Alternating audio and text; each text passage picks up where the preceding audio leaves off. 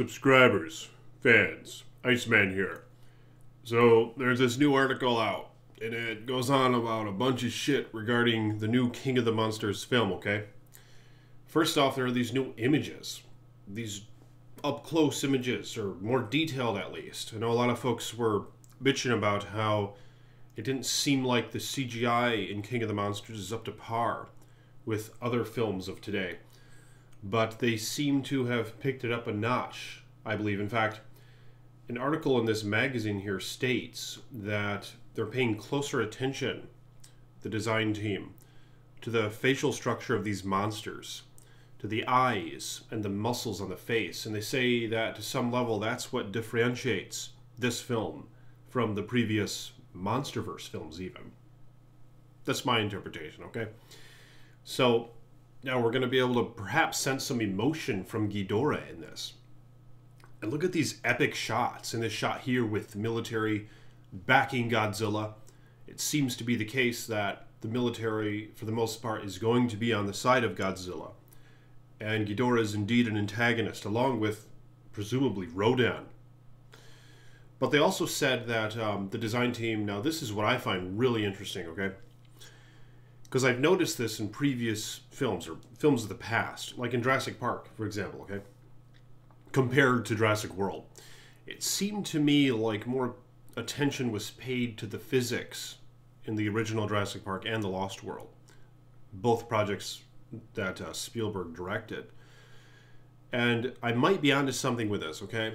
It seems to me like they were more believable. They were more close to reality, what, you know, animals of such size, how they would move and how they would, you know, interact with their environment and stuff like that. But apparently the team that's working with the Monsterverse film, King of the Monsters, they're paying close attention to detail in similar ways. And they alluded to, for instance, like debris falling from a building while these monsters are, you know, causing destruction around them.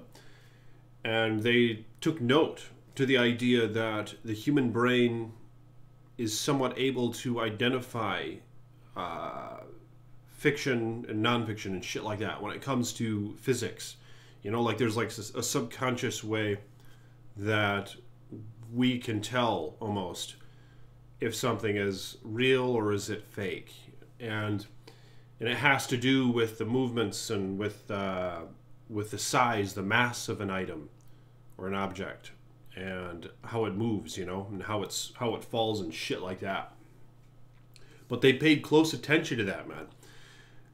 Little things like that, debris falling from buildings and so forth, and as well, I think, as these giant monsters moving. So that's encouraging, and hopefully this movie's gonna rock. In fact, someone attributed it to like the Star Wars of monster films when it comes to like a space opera. This is like a monster opera or some shit. And yeah, some of the trailers give it that vibe. So it seems to me like this movie might rock, brah. And I'm hoping that's the case, and I know all you guys are as well. Another thing that has been revealed in terms of the production of this film is that they used a lot of real-life animals to get inspiration to make these monsters on screen. Godzilla has been... they use like Komodo dragons and their movement and stuff like that to help capture what Godzilla would be like. And for Ghidorah, rather, they used cobra snakes and a few other things. And for Mothra, praying mantis and wasps and stuff like that. And I did notice how Mothra has somewhat of a wasp-like look to her. But let me know what you guys think about all this stuff. Some just interesting information that's been revealed in regards to this film.